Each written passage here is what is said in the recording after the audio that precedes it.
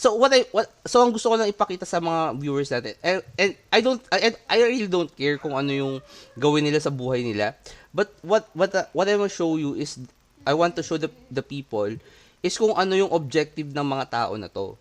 Kasi if these people are Right. really, for soul winning, as like what they are saying, 'di ba?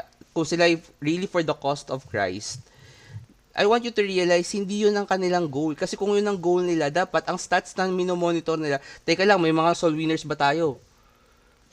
Ilan ba yung soul winners natin? Ilan ba yung salvations natin this week? 'Di ba? Tama. Kasi yun ang goal na, sa Verity, tingnan mo naman ang building natin, 'di ba?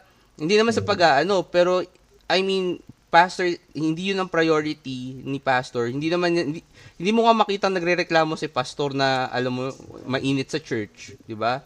Or hindi Oo. tiles yung church natin or whatever. Hindi mo Walang maririnig kay basketball court. pastor yun. Ang inaano niya is, ilan yung salvations natin this week? 'Di ba? Sino pa yung may mga salvations report na hindi pa natin na isasama, ganyan. Right? Kasi yun yung goal eh.